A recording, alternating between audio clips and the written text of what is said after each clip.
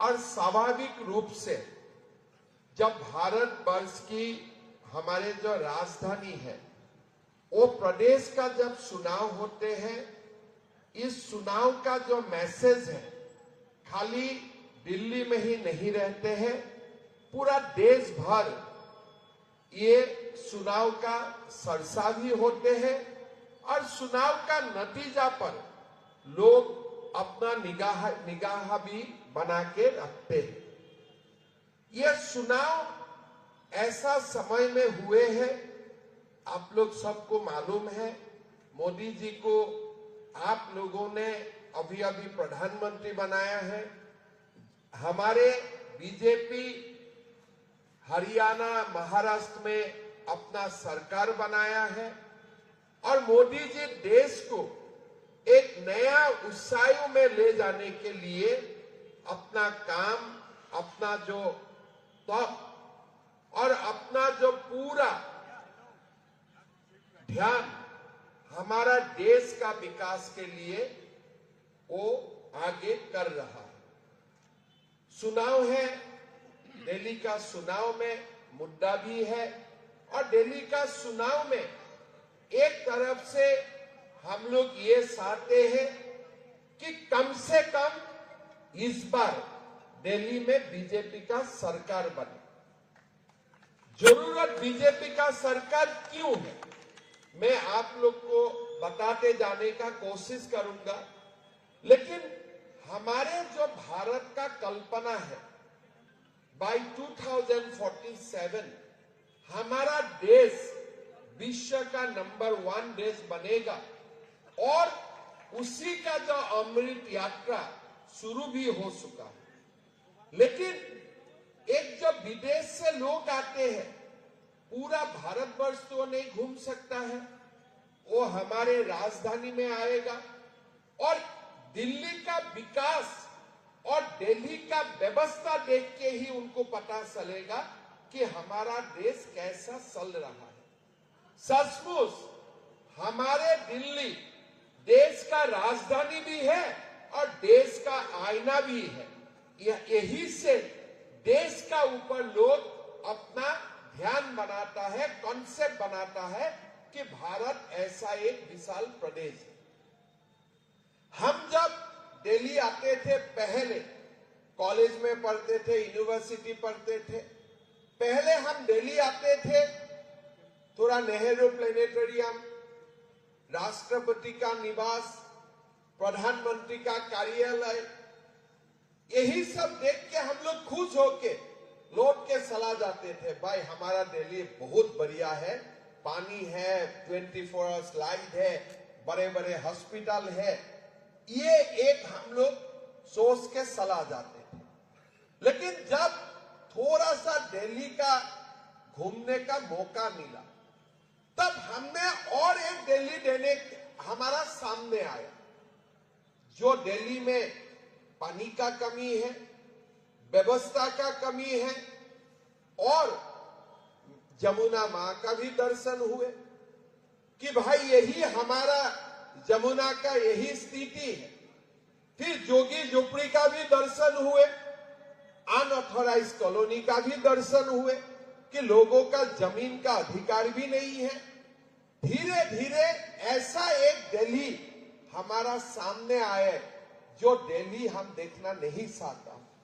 हम दिल्ली का कंपैरिजन किसका साथ करता हूं कि हमारा विदेश का सबसे जो बड़ी एक्सेस, सबसे जो बड़े देश है, उनका राजधानी जैसा हो, दिल्ली का भी राजधानी ऐसा ही हो, हमारा भारत का राजधानी भी ऐसा ही हो।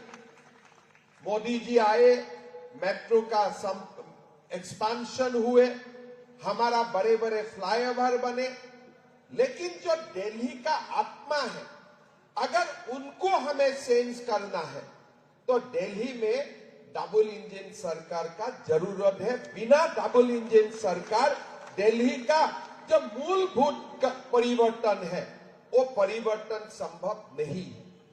मैं मेरा जीवन का अपना एक अभिज्ञता में बताना चाहूंगा। 3 साल पहले अरविंद केजरीवाल जी गुवाहाटी गए और अरविंद केजरीवाल जी ने चिल्ला चिल्ला के बोले कि हमें दिल्ली का स्वास्थ्य और शिक्षा का बहुत बड़ा हमने परिवर्तन किया और हमें चैलेंज भी किए कि मैं असम का मुख्यमंत्री को बोलता हूं कि आप असम में मोहल्ला क्लिनिक बना के दिखाओ। तो थोड़ा सा मेरा भी हुआ भाई, हमारे कहां कमी रह गया। इतना बड़ा मोहल्ला क्लिनिक, एम्स का तो नाम सुने थे लेकिन मोहल्ला क्लिनिक का तो नाम है नहीं सुने हैं, कहां गड़बड़ी हुए। तो मेरा मन में लगा अगली बार असम से पेशेंट एम्स तक रेफर नहीं करूंगा, मोहल्ला क्लिनिक में ही रेफर कर दूंगा। फिर मैंने अधिकारी लोगों को बुलाया, भाई मोहल्ला क्लिनिक को चलो देख के आऊंगा। बोले आपने देखा नहीं है मोहल्ला क्लिनिक? बोले हाँ मेरा तो नजर में नहीं आए हैं। बोले साहब आप दिल्ली एयरपोर्ट में सब जाते हैं तो फुटपाथ का तरफ नजर डाल लीजिए, आपको मोहल्ला क्लिनिक देखते रहेगा। हमने बोला फुटपाथ में मोहल्ला क्लिनिक, क्या वो कोई दूसरा तरफ का फुटपाथ है क्या? बोले नहीं, ऐसा ही फुटपाथ में मोहल्ला क्लिनिक। उसका स्क्वायर फीट कितना है, कितना डॉक्टर रहते हैं, क्या एमआरआई मशीन है, क्या उसमें सर्जरी होते हैं कि मां का सिजारियन सेक्शन ऑपरेशन होते हैं? बोला साहब कुछ नहीं होता है, 2 बजे तक डिस्पेंसरी चलता है फिर बंद हो जाता है, तो आप काहे को ये देखने जाते हो?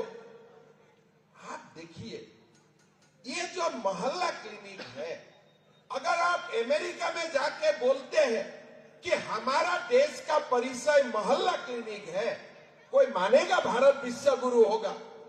कोई मानेगा?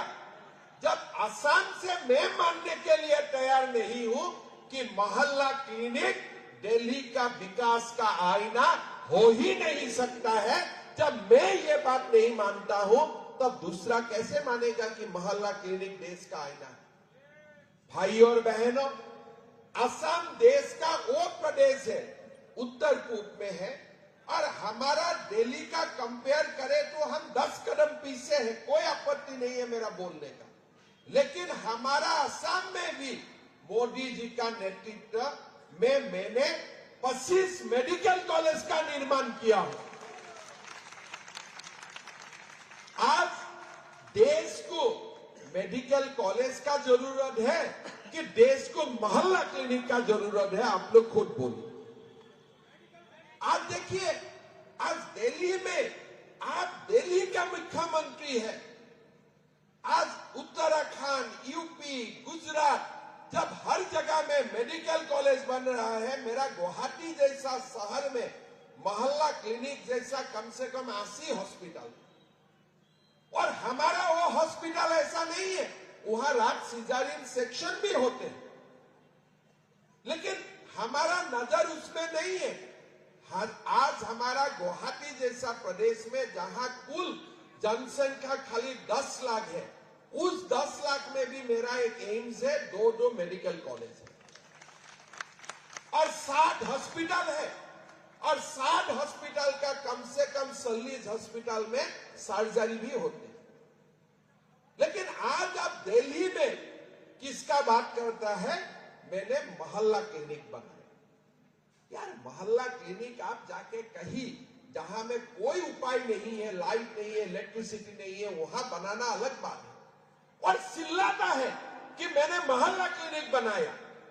मैं अगर केजरीवाल जी को कभी मिलता हूं, मैं बोलूंगा भाई आप मल्टी स्पेशलिटी हॉस्पिटल बनाओ ना दिल्ली में, कहां मोहल्ला क्लिनिक का चक्कर में पड़ा हुआ है। लेकिन उनका सोच ही ऐसा है, जब आप जो सोचेगा उनका उल्टा वो सोचेगा। आपको दिया मोहल्ला क्लिनिक और वो खुद कहां रह रहा है? शीश महल। आप देखिए, आपका परिचय मोहल्ला क्लिनिक, दिल्ली का लोगों का परिचय मोहल्ला क्लिनिक, और दिल्ली का मुख्यमंत्री का परिचय शीश महल। आप एक बार सोचिए, हमारा देश का कोई भी मुख्यमंत्री का निवास ऐसे किसी ने बनाने का हिम्मत नहीं की। थोड़ा तो शर्म सबका तो है ना, लेकिन उनका कुछ नहीं है। कभी कभी मैं सोचता हूं, ताजमहल तो मुमताज का याद में शाहजहां ने बनाया, केजरीवाल ने किसका याद में शीश महल बना दिया? कोविड का समय में, कोरोना का समय में जब लोग ऑक्सीजन का सोच रहा था, रेमडेसिविर इंजेक्शन का सोच रहे थे, तब केजरीवाल का दिमाग दारू दुकान खोलने के में चल रहा था। अफसोस, दारू का दुकान में चल रहा था। और केजरीवाल ऐसा एक व्यक्ति है, जेल से बाहर आया, कोई शर्म नहीं है। भाई आप दारू का केस में जेल किए थे, थोड़े तो शर्म करो। और टीवी में ऐसे आते हैं कि वो भारत का स्वाधीनता संग्राम करके जेल किए थे। जैसे फ्रीडम फाइटर जेल का आके बैठेगा ना कि हमने देश के लिए हमने जान दे दिए, केजरीवाल जी ऐसे आके खड़ा हो जाता है। शर्म नाम का कोई शब्द भी उनका डिक्शनरी में नहीं है। भाई अन्ना हजारे का साथ आंदोलन किए थे, देश से करप्शन मिटाने का बात किए थे, और वो व्यक्ति आज अब कौन सा केस में अरेस्ट हो गया? दारू का घोटाला। और क्या झूठ बोलते हैं? सॉरी, झूठ नहीं बोलते, वो तो खुद झूठ का मशीन है, वो बोलने से ही झूठ ही निकल जाता है। सच बोलने का उनका आदत नहीं है। जेल से निकाला, बोला मैं जब तक चुनाव नहीं जीतूंगा मैं मुख्यमंत्री नहीं होऊंगा। 1 मिनट के लिए तो आ जाएगा, भाई ये व्यक्ति तो बहुत बढ़िया स्टैंड लिए है, लेकिन थोड़ा आपको थोड़ा पीछे जाना पड़ेगा। सुप्रीम कोर्ट में उनका बेल हुए, बेल में क्या लिखा गया कि आपको तो मैं जमानत दिया हूं, लेकिन आप सरकारी कार्यालय में नहीं जा सकते। फिर सुप्रीम कोर्ट में क्या लिखा बेल में कि आप सरकारी दस्तावेज आप देख नहीं सकते हो, खाली आप जेल का बाहर जा सकते हो। तो आपका पास उपाय क्या थे? अगर आप जेल का बाहर आते हो, सीएम का ऑफिस में भी आप नहीं जा सकते हो, आप सरकारी कागज भी नहीं दे सकते हो, तब तो आपको तो रिजाइन देना ही थे। उसमें आपने कोई बड़ा काम नहीं किए। अगर सुप्रीम कोर्ट का बेल ऑर्डर में ये सब बात नहीं लिखते थे, वो कभी भी रिजाइन देने वाला नहीं थे। इसलिए उनको रिजाइन देने के लिए सुप्रीम कोर्ट में उनको बाध्य किया कि भाई आप दारू का घोटाला किया है, छोटा मोटा घोटाला आप नहीं किया है, आप कम से कम सीएम का कुर्सी में जाके मत बैठो। आज अरविंद केजरीवाल के लिए आप थोड़ा देखिए, और कैसे झूठ बोल सकते हैं। पहले बोले कि मैं राजनीति करूंगा, लेकिन कांग्रेस और बीजेपी का साथ हाथ नहीं मिलाऊंगा। ठीक है, बीजेपी का तो हाथ उनका नजदीक में भी नहीं जाएगा, अलग बात है। लेकिन जब बोला कांग्रेस का साथ हाथ नहीं मिलाऊंगा, फिर लोकसभा चुनाव में दोनों का इलू इलू हो गया, आई लव यू हो गया। फिर थोड़ा देर आई लव यू हुआ, फिर डाइवोर्स भी हो चुका। तो ये लोगों का कोई भरोसा नहीं है, कब क्या बोलते हैं। आज बोले कि हम चुनाव ही नहीं लड़ूंगा कांग्रेस का साथ, में मर जाना पसंद करूंगा। फिर हो गया लव अफेयर, फिर हो गया डाइवोर्स, फिर दूसरा शादी कब होता है वो भी इंतजार करना पड़ेगा। अभी केजरीवाल अगर बीजेपी का, मान लीजिए बीजेपी का 20 होता है, कांग्रेस का 18 होता है, आपका 18 होता है, कांग्रेस का 3 होता है, एक ही मिनट में केजरीवाल और राहुल का दोबारा इलू इलू हो जाएगा कि नहीं जाएगा? बोलिए। अगर दोनों पक्ष मिला के सरकार बनते हैं और एक पक्ष में सरकार नहीं होते हैं, तो दोनों हाथ मिलाएगा कि नहीं मिलाएगा? लेकिन हमारा सरकार ना बने, क्या मोदी जी केजरीवाल से हाथ मिलाएगा? क्या मोदी जी राहुल गांधी से हाथ मिलाएगा? आप लोग तो इसमें तो पूरा कॉन्फिडेंटली ना बोल रहे हैं, लेकिन क्या आप लोग कॉन्फिडेंटली ना बोल सकता है कि राहुल और केजरीवाल का दोबारा प्यार नहीं होगा? कोई बोल सकता है? मतलब उन दोनों पार्टी का ऊपर किसी का विश्वास नहीं। केजरीवाल ने बोले थे कि अगली बार मैं तब चुनाव लड़ूंगा जब जमुना साफ हो जाएगा। बोला था कि नहीं बोले थे? बोले थे कि नहीं बोले थे? क्या जमुना साफ हुए? जमुना साफ हुए? आज उत्तर प्रदेश में लोग गंगा में डुबकी लगा रहा है, असम में ब्रह्मपुत्र में लोग डुबकी लगा रहा है। और केजरीवाल जी, क्या आप डुबकी लगा सकता है जमुना में? आज ये उनका हालत है। सब पूजा भी जमुना तीर में करने नहीं दिया जाते, ये उनका कानून है। और अभी उन्होंने दोबारा और एक ड्रामा शुरू कर दिया कि हरियाणा का लोगों ने जमुना का पानी में विष डाल दिया। भाई, हम पागल है क्या? आज बड़ा भाई अगर हरियाणा में है, छोटा भाई दिल्ली में है कि नहीं? किसी का पिता हरियाणा में है तो बेटा दिल्ली में है कि नहीं? और दोबारा बात बोलिए, दिल्ली में बीजेपी का सरकार है, सानी जी मुख्यमंत्री है, ये दिल्ली का जमुना का पानी नरेंद्र मोदी भी पीते हैं कि नहीं पीते? एक ही तो पानी का सप्लाई वाटर है। अजय जी वही पानी पीते हैं कि नहीं पीते हैं? अमित शाह जी वही पानी पीते हैं कि नहीं पीते हैं? कि हमारा हरियाणा का बीजेपी सरकार मोदी जी पीने वाला पानी में बीज डालेगा क्या? कम से कम इतना सोचना, उनका सोच कितना गलत है। मैं केजरीवाल जी को बोलना चाहूंगा, भाई हरियाणा में भी हिंदू रहते हैं, दिल्ली में भी हिंदू रहते हैं, और हिंदू लोगों को पानी पिलाना अपना धर्म समझते हैं। हमारे लिए उससे ऊपर कोई धर्म नहीं है। लोगों को पानी पिलाना हिंदू का सदियों से ये परंपरा रहा हुआ है। ये दिल्ली का हिंदू हो या हरियाणा का हिंदू, उनका सोच कितना घटिया है, कितना गलत सोच सकते हो आप। 10 साल आपने दिल्ली को चलाया, आपने अच्छा पानी लोगों को पिलाने में आप नाकामयाब रहे। आप अपना माफी मांगो, लेकिन हर बात में पानी क्यों नहीं मिला है? हरियाणा का कारण। बिजली क्यों नहीं मिला है? हरियाणा का कारण। तब तुम हरियाणा में चुनाव लड़ने क्यों जाते हो? और इस केजरीवाल कहां जन्म हुए थे? उनका जन्म भी हरियाणा में ही हुए थे। अगर आज आप मेरा यहां में गोली भी रखो, बस पिस्तौल रख दो, बोले असम का खिलाफ बोलो, हम तो मर जाना पसंद करूंगा। असम का खिलाफ तो मैं नहीं बोलने वाला हूं। लेकिन केजरीवाल अपना जन्मभूमि का खिलाफ आज बोल रहा है खाली कुर्सी के लिए। कोई लोग मुझको बोलते हैं कि केजरीवाल का नॉट ढीला हो चुका है, मेन स्विच ढीला हो चुका है। लेकिन मेरा डाउट है, या तो यह मानसिक संतुलन खो चुका है, नहीं तो बहुत दिन तिहाड़ में रहने का कारण उनका माइंड क्रिमिनल हो चुका है। दोनों का एक तो जरूर हुआ, दोनों का एक तो जरूर हुआ होगा। नहीं तो ये अनाप शनाप बात कोई पॉलिटिक्स के लिए नहीं बोलते हैं। क्या कोई विश्वास भी करेगा? ये हमारे परंपरा ही नहीं है। हिंदू ऐसा सोच भी नहीं सकता है। आज वो लोग क्या कर रहे हैं?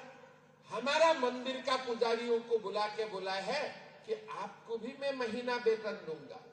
भैया, भारत हिंदू का देश है, पहले मुल्ला को क्यों दिया था? पहले मुल्ला को क्यों दिए थे? अगर देना ही था पहले हमें क्यों नहीं दिया? देश तो हमारा है। देश तो शिवाजी महाराज ने बनाया, गुरु गोविंद सिंह ने बनाया, देश तो राणा प्रताप ने बनाया, लासित बरफुकन ने बनाया। अरे पहला खाना खिलाएगा मुल्ला को, फिर बाद में जो भी रह गया वो पुजारी को बुला के बोलेगा भाई इस बार तुम्हारा क्यों है। अरे ये कैसा सोच है?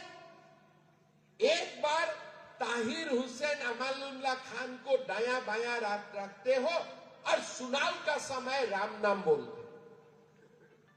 ये क्या राजनीति है? सीए आंदोलन का समय जब मोदी जी ने बोले कि देखो बांग्लादेश का हालत खराब होगा, हिंदू रह नहीं सकेगा, हमें हमारा हिंदू को नागरिकता देना है, तो उन्होंने क्या किया? अमानुल्लाह ताहिर लोगों का साथ मिलकर सीए का एजिटेशन करवाया। और अब जब दिल्ली में रोहिंग्या आते हैं तो उनको भगाने के लिए कुछ भी कदम नहीं उठाता है, वही उनका राजनीति है। भाइयों और बहनों, हमें इस सोच का साथ लड़ाई लड़ना है।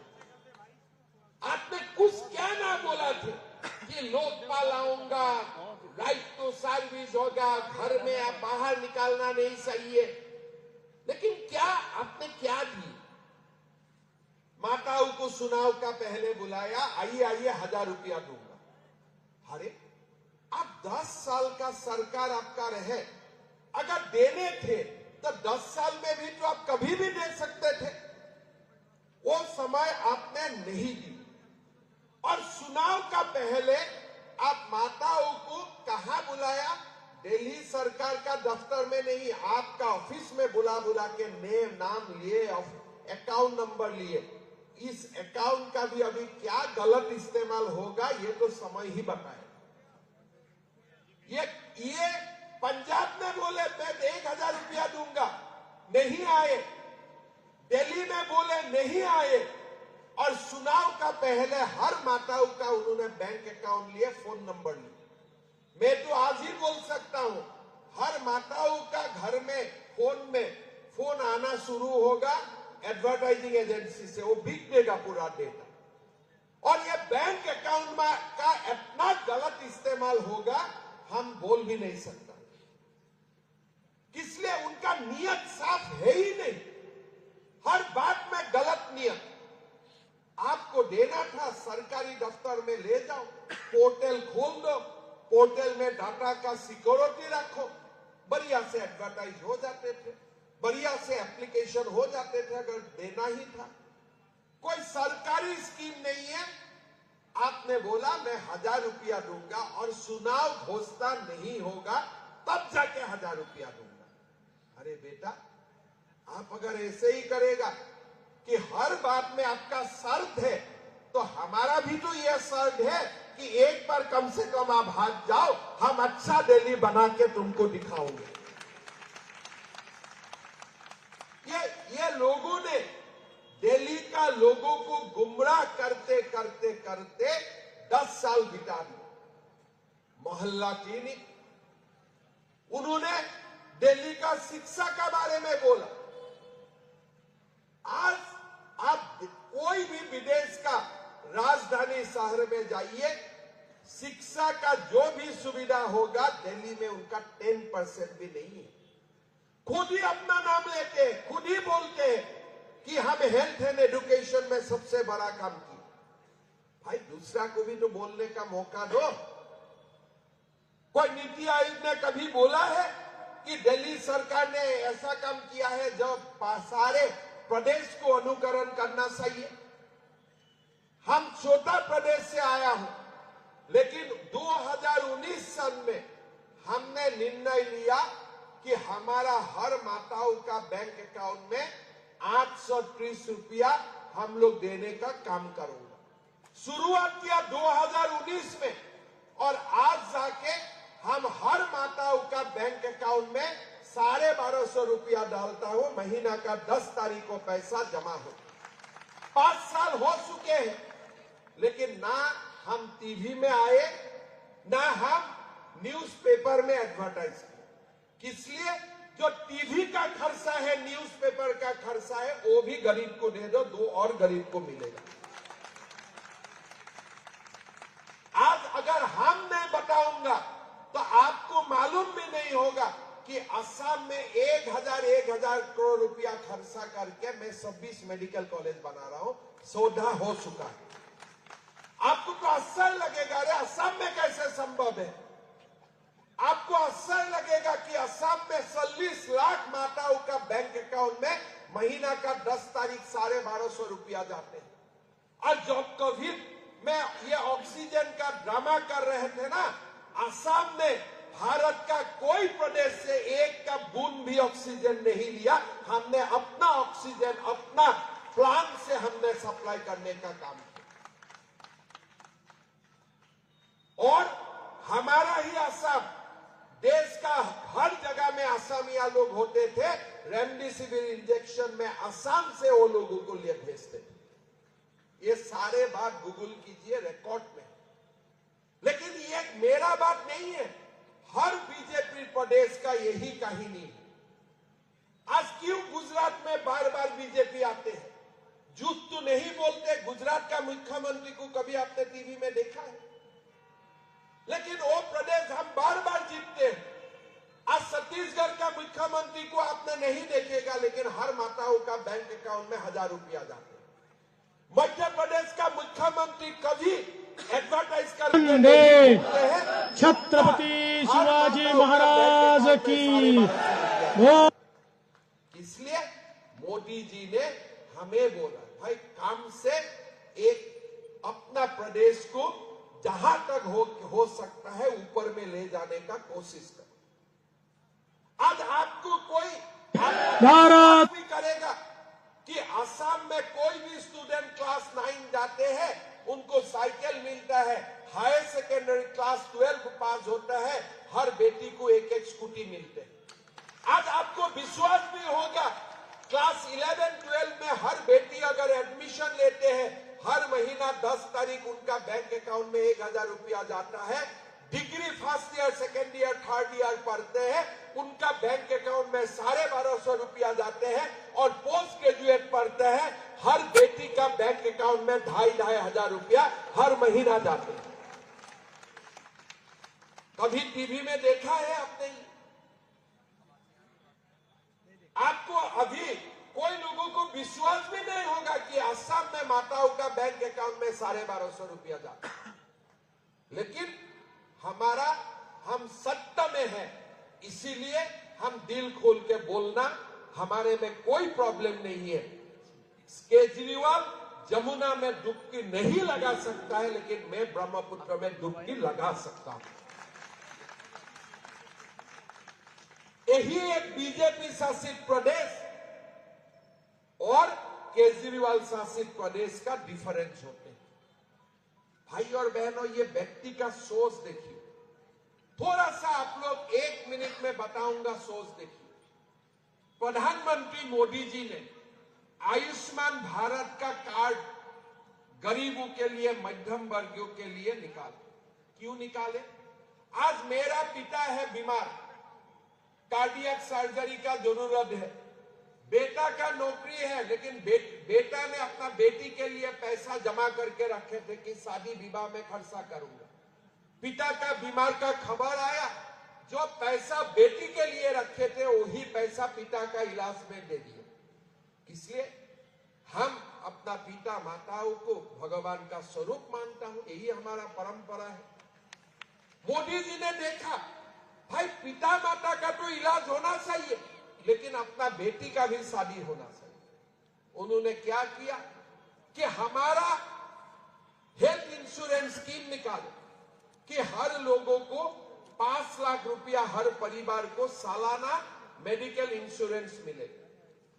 कोई समस्या नहीं है, कोई इसके लिए स्टेट गवर्नमेंट को कुछ नहीं देना है, खाली स्कीम को मान्यता देना है और घर घर में कार्ड बांट दो। केजरीवाल जी बोलते हैं, नहीं, दिल्ली का स्कीम मोदी से अच्छा है। अरे तुम्हारा स्कीम तो बाइडेन ट्रम्प से भी अच्छा है, उसमें कोई समस्या नहीं है। तुम जैसा महान पुरुष, बहुत साल का पुण्य का बाद भारत में जन्म होता है, मेरा कोई समस्या नहीं है। लेकिन तुम्हारा स्कीम जितना भी अच्छा हो, उसमें और 5 लाख रुपया इजाफा हो जाए, उसमें तुम्हारा आपत्ति क्या हो सकता है? बोलिए। आज आप लोगों का कोई भी व्यक्ति महाराष्ट्र गए, बिहार गए, बेंगलोर गए, बीमार हुए, हार्ट ऑपरेशन हॉस्पिटल जाना है, क्या केजरीवाल का स्कीम वहां काम करेगा? लेकिन ये आयुष्मान भारत कार्ड पूरा देश में काम करते हैं। असम का लोगों का आयुष्मान भारत कार्ड खाली गुवाहाटी मेडिकल कॉलेज में काम में नहीं आते हैं, इसको एम्स में भी काम आते हैं। दिल्ली का लोगों का अपना घर कहां है? कहीं ना कहीं तो हम लोग कोई ना कोई प्रदेश से तो आया है। अगर हम पिताजी को देखने के लिए गांव गए, उधारी बीमार हुए, तो हमारा चिकित्सा कहां होगा? उधारी होगा। केजरीवाल का अगर कोई स्कीम है मैं तो नहीं मानता हूं, तो फ्रॉड में तो नंबर 1 है, कोई स्कीम है मैं नहीं मानता, लेकिन मान लिया कोई स्कीम है भी, लेकिन केजरीवाल का स्कीम क्या असम में काम करेगा, क्या बिहार में काम करेगा? भाई तुम्हारा आपत्ति क्या है? अगर तुम 2 रुपया दे रहा है और अगर वो 2 रुपया का साथ मोदी जी का भी 2 रुपया इजाफा हो रहा है, वो तो पब्लिक का पास ही तो जा रहा है। लेकिन उनका सोच देखिए, भाई मोदी का कार्ड घर में नहीं जाना चाहिए। शायद आपका बीमार का इलाज हो ना हो, लेकिन नरेंद्र मोदी का कार्ड आपका घर में नहीं जाना चाहिए। इसका सोच कितना गलत सोच है, और इतना गलत सोच खाली तिहाड़ जेल से पीएचडी पास करने वाला लोगों का ही हो सकता है, और किसी का नहीं हो सकता है। भाई और बहनों, मैंने ऐसा सरकार नहीं देखा। बीच में मैंने टीवी में आपका एडवर्टाइज देखा कि हर परिवहन सेवा घर में मैं मेरा अधिकारी को बुलाया, भाई ये क्या चल रहा है, हमारा असम में क्यों नहीं हो रहा है? बोले सर हमने तो बीते साल में ही कर दिया हूं। बोले आप भी एडवर्टाइज क्यों नहीं करते हो? सर 100 करोड़ रुपया जाते हैं, उनसे तो अच्छा एक हॉस्पिटल ही बना लो। तो लोग देश के लिए ऐसे सोचते हैं हर बात में। आज पंजाब का मुख्यमंत्री को आप लोग देखो, कम समय कुर्सी में रहते हैं, टीवी स्टूडियो में ज्यादा होते हैं, हर दिन उनका एक ना एक विज्ञापन आते हैं। एक विज्ञापन के लिए तो कम से कम 6 घंटा शूटिंग करना पड़ेगा ना, नहीं तो शूटिंग नहीं करेगा तो विज्ञापन कैसे आएगा? हर दिन अलग अलग विज्ञापन आते हैं। मैं हिसाब करके देखता हूं, महीना में कम से कम 7 दिन खाली शूटिंग ही करता है। किसलिए इतना विज्ञापन आते हैं? 10 विज्ञापन आते हैं, 10 विज्ञापन का शूटिंग के लिए 8 घंटा के लेके 10 में 80 घंटा चाहिए। कहां से मिलेगा 80 घंटा? आपको तो भगवान अलग से घंटा तो नहीं देगा ना, इसी घंटा से निकालना पड़ेगा वो घंटा। लेकिन वही केजरीवाल का शिक्षा लेके वही चल रहा है। हर दिन टीवी में देखो, किसी का नहीं किसी का खिलाफ एप्लीकेशन, पिटीशन, ट्वीट, शांति नहीं है, शांति नहीं है। कोई शांति भूल के कोई सीधे नहीं, हमेशा किसी का बुरा चिंता करते रहो। यही उनका आप है, और इसीलिए मोदी जी इनको आपदा बोलते हैं कि बड़ा आपदा है दिल्ली का ऊपर। भाई और बहनों, हमारा सरकार बने, असम में तो हम 1250 ही दे सकता हूं। देश का कैपिटल है। मोदी जी ने वादा किया है कि हम हर माताओं का बैंक अकाउंट में 2500 रुपया देने का काम करूंगा। आज असम में कोई गर्भवती महिला होते हैं, उनको हम 12,000 रुपया देने का काम करता हूं। दिल्ली के लिए मोदी जी ने बोला है हम 21,000 रुपया देने का काम करूंगा। केजी से पीजी तक शिक्षा फ्री होगे, 5 लाख रुपया का आयुष्मान भारत आएंगे, बुजुर्ग के लिए 10 लाख रुपया आएंगे, पेंशन 2,000 से 2,500 होगा, 70 साल का ऊपर का जो भी हमारे पिता माता है उनको 3,000 भी मिले। विकास के लिए तो बोलने का कोई जरूरत नहीं। अभी मैं मुजफ्फरपुर पर हमारा बागपत का विधायक जी बैठा हुआ है, मैं पूछता था बागपत कितना दूर चाहिए? बोले 1 घंटा मेट्रो होने का बाद 40 मिनट। मतलब आप देख सकते हैं कोई डिमांड नहीं है, मोदी जी खुद ब खुद कर रहे हैं। और ऐसा नहीं है कि आज मोदी जी दिल्ली में कर रहा है। आप अगर आज उत्तर पूर्व जाते हैं, अरुणाचल का जो लास्ट सीमा है तवांग है, वहां तक भी मोदी जी ने रेल लाइन बिछा दिया है, ब्रॉडगेज बिछा दिया। अभी हम चाइना का साथ बराबर तक का ले सकता हूं, इसलिए हमारा वहां में भी 6 लेन हाईवे मोदी जी ने बना चुका है। अभी मैं दिल्ली में हूं, मैं बात कर रहा हूं, अभी ब्रह्मपुत्र नदी का अंदर से टनल बनाने का काम भी हम लोग शुरू करने वाला है। विकास देश का कोने कोने। मैं असम का मुख्यमंत्री हूं, थोड़ा असम का बात बोला हूं, कल गुजरात का मुख्यमंत्री को मिलेगा, अपना प्रदेश का बात बोलेंगे, पूरा भारत का पूर्व से पश्चिम, उत्तर से दक्षिण मोदी जी अपना देश के लिए काम कर रहा है, निरंतर काम कर रहा है। काम तो थोड़ा साधारण शब्द हो गया, देश के लिए और तपस्या कर रहा है पूरे समय।